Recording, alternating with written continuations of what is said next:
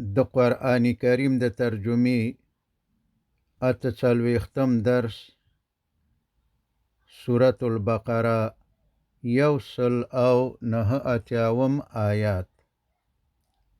اعوذ بالله من الشیطان الرجیم بسم الله الرحمن الرحیم.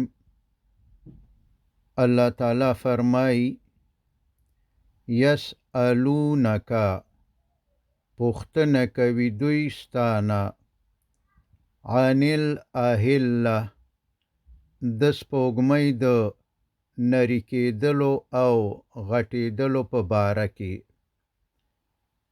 د رسول الله صلی الله علیه وسلم نه پوښتنه وشوه چې ای د الله رسوله، په دې کې څه حکمت او راز دی چې سپوږمۍ اول لکه د تار نری وي، بیا په قرار غټیږي او کله چې پوره غټه او ګرده شي نو بیرته وړیږي، تر څو چې بیرته د تار په شان نری شي، یعنی د لمر غوندې په یو حال نه پاتې کیږي. جواب د الله تعالی د خوا نه ورکول شو.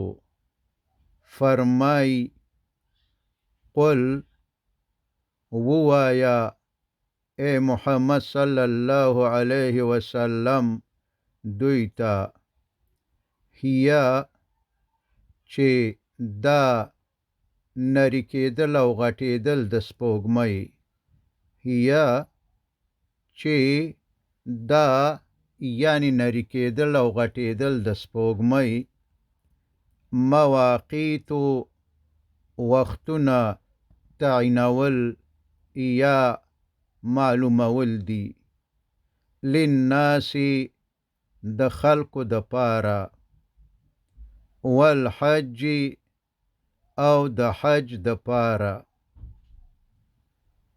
څوک چې تجربه لري اغوی پرته د غلطۍ نه د سپوږمۍ د شکل په لیدلو سره سمدستي پوهیږي چې نن د میاشتې څویمه شپه ده، مثلا اوله شپه، دویمه شپه، لسمه شپه او نورې، یعنی د میاشتې د هرې ورځې او شپې د پاره سپوږمۍ یو خاص شکل لري چې په ترتیب سره د ورځو نه جمعې او د جمعو نه میاشتې او د میاشتو نه کلونه او د کلونو نه پیړۍ جوړیږي، او انسانانو ته د هر شي او هر کار د کولو وخت او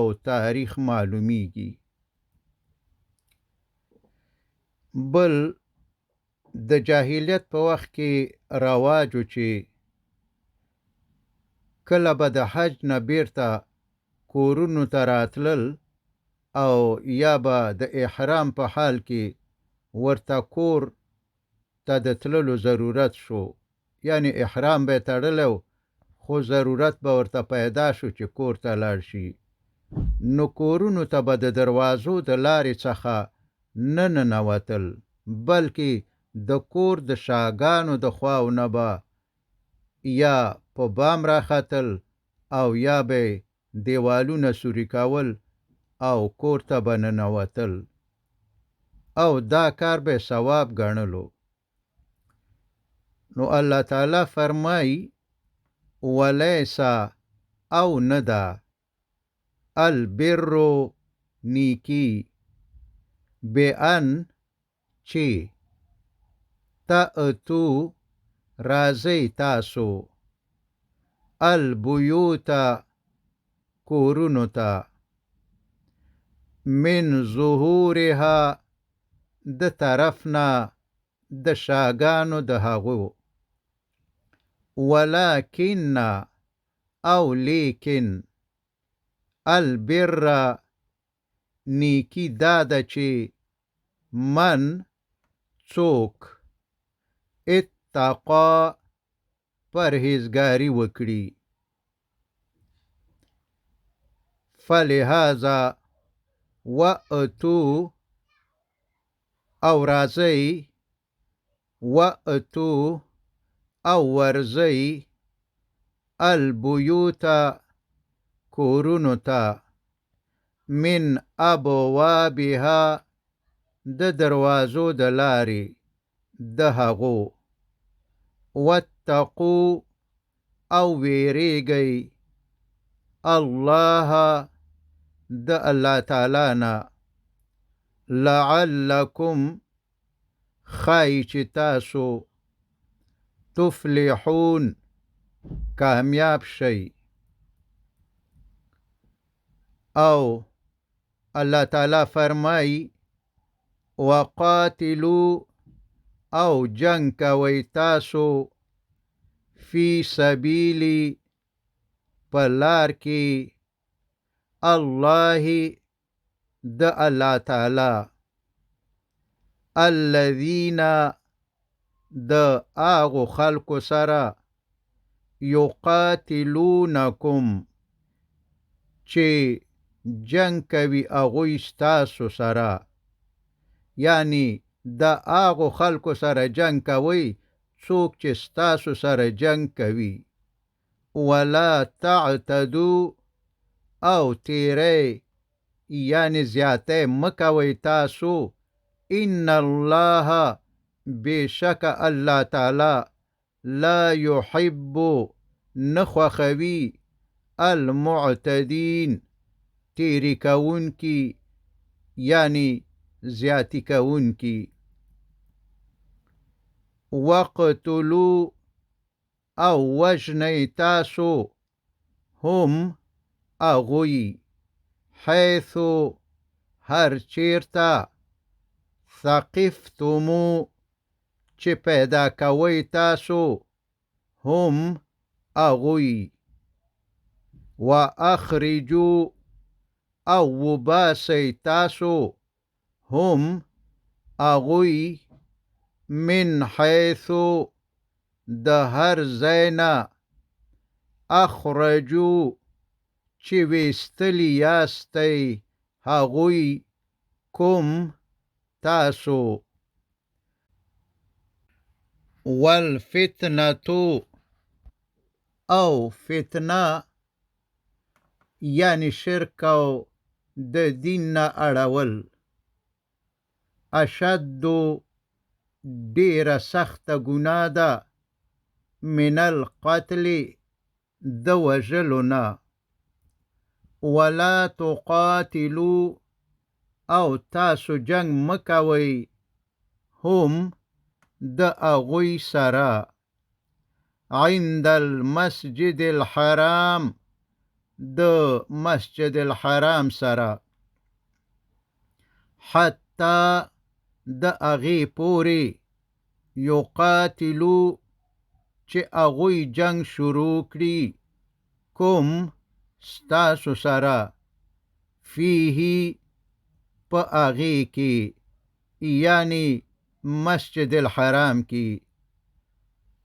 فإن نو که قاتلو دوی جنگیگی، کم ستاسو سره، فقتلو نو تاسو هم وجنی، هم اغوی، فقتلو نو تاسو هم ووجنی، هم اغوی. کذالک همداسی، جزاء جزادا، الکافرین د داسی کافرانو.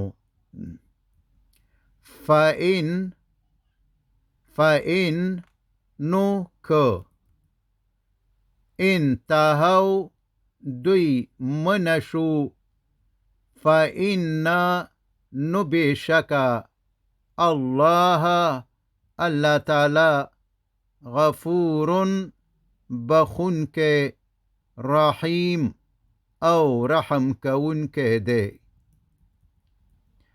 که کفر او شرک پری خودو او ایمان راوړو نور نو ورسره جنگ مکوئ، ځکه چې وس خو ستاسو ورونه شول. وقاتلو او جنگیږئ تاسو هم د اغوی سره.